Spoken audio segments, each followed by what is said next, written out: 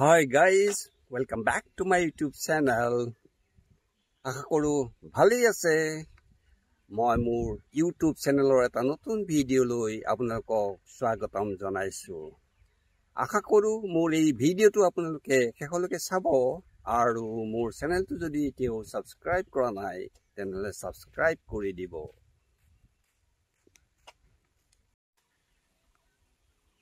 আজি মই লখিমপুৰৰ নাৰায়ণপুৰৰ ওচৰত থকা মাঘনোৱা দলত আছোহি। এই দলটো নিৰ্মাণ কৰিছিলে আহোম স্বৰ্গদেউ ৰুদ্ৰসিংহদেৱে।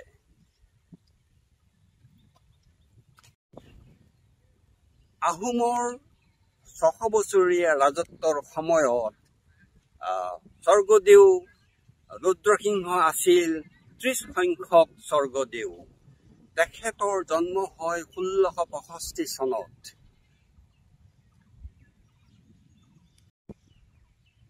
স্বৰ্গদেউ ৰুদ্ৰসিংহই আহোমৰ ৰাজপাটত উঠে 1696 চনত আৰু তেখেতে 1714 চনলৈকে আহোমৰ ৰাজপাটত বহে।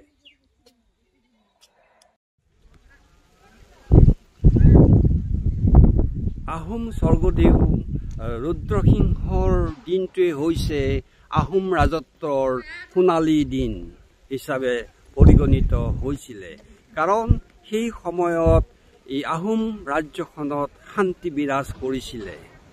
তেওঁৰ পিতৃ গদাধৰ সিংহই মোগলক পৰাজিত কৰি অসমখনক মোগলৰ শাসনৰ পৰা মুক্ত কৰাৰ কাৰণেই অসমখনত শান্তি বিৰাজ কৰিছিলে।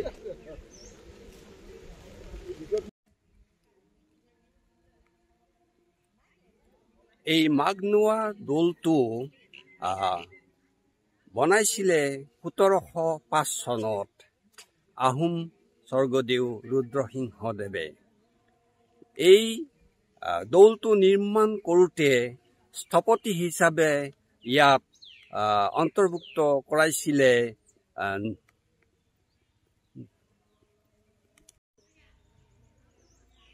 স্বৰ্গদেউ ৰুদ্ৰসিংহই এই দৌলটো নিৰ্মাণৰ দায়িত্ব দিয়ে মাঘী নামৰ এজন স্থপতিবিদক। তেওঁ এই দৌলটো নিৰ্মাণ কৰাৰ ক্ষেত্ৰত 10,55,020টা ইটা ব্যৱহাৰ কৰি এই দৌলটো নিৰ্মাণ কৰে। এই দৌলটো মাঘনোৱা বিলৰ পাৰতেই অৱস্থিত। মাঘী নামৰ স্থপতিবিদ আৰু মাঘনোৱা বিলৰ পাৰত অৱস্থিত হোৱাৰ কাৰণেই এই দৌলটোৰ নাম মাঘনোৱা দৌল হিচাপে প্ৰসিদ্ধি লাভ কৰে। আপোনাৰ নামটো প্ৰথমে ক'ব।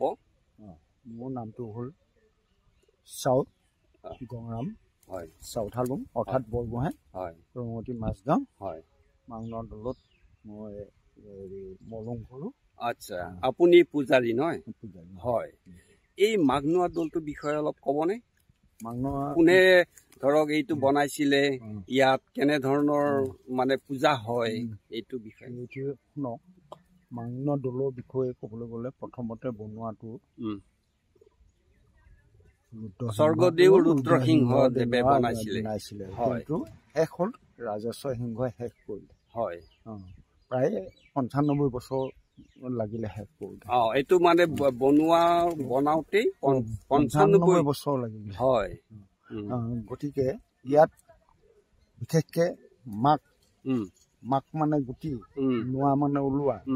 আপোনাৰ ইয়াত যিকোনো বস্তু যিকোনো হিচাপে যদি দিয়ে উৎসৰ্গা কৰে, সেই উৎসৰ্গা কৰিলে আপোনালোকে ফলটো পাব। পায় মানে ফলটো পায়। মানে ফল মানে কি কৈছো, যিটো হেৰি হয় আমাৰ চাকচেছ বুলি কয়, চাকচেছ হয়।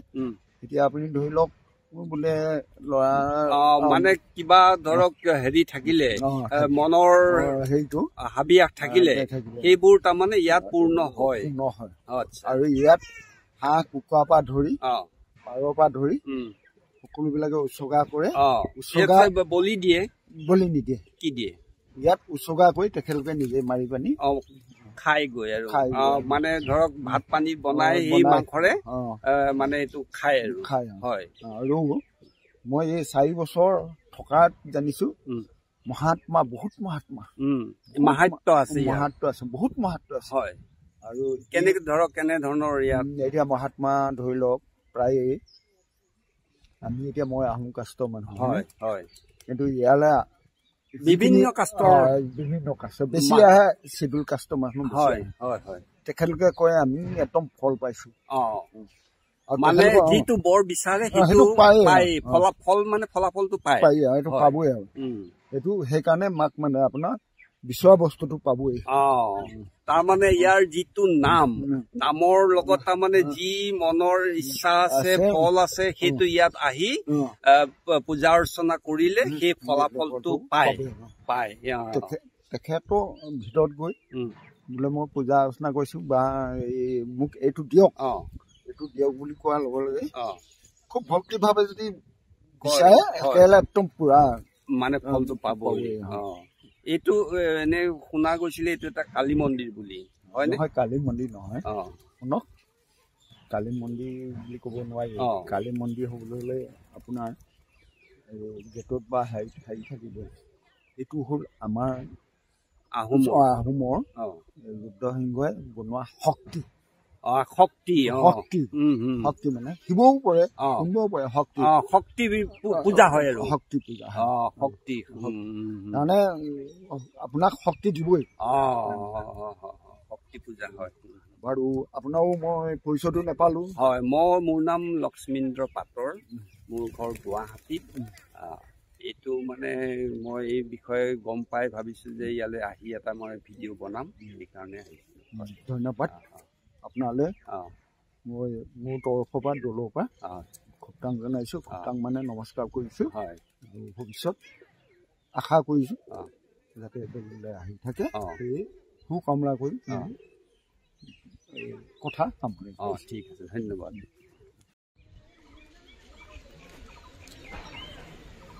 এই দৌলটোৰ যিটো মূৰ্তি ৰজাদিনীয়া মূৰ্তি আছিলে, ইংৰাজৰ ৰাজত্বৰ সময়ত ইয়াৰ পূজাৰী আৰু স্থানীয় লোকে নি লুকুৱাই ৰাখিছিলে। কিন্তু দুৰ্ভাগ্যবশতঃ সেই মূৰ্তিটো আৰু এই দৌলটোলৈ পুনৰ ঘূৰি নাহিলে।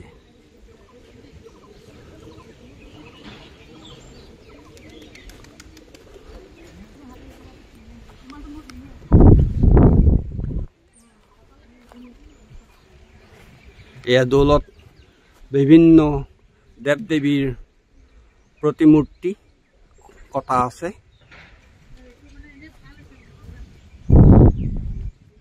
এই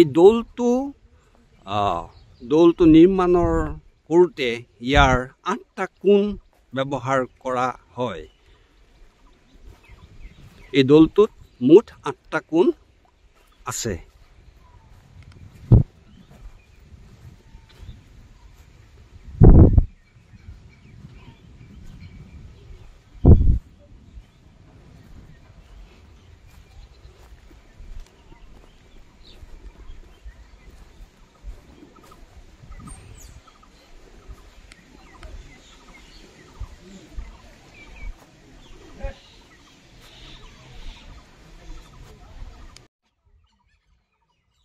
আশা কৰোঁ মোৰ এই ভিডিঅ'টো আপোনালোকৰ নিশ্চয় ভাল লাগিলে, আৰু নতুন ভিডিঅ' পাবৰ কাৰণে মোৰ চেনেলটো ছাবস্ক্ৰাইব কৰিব। See you, bye bye।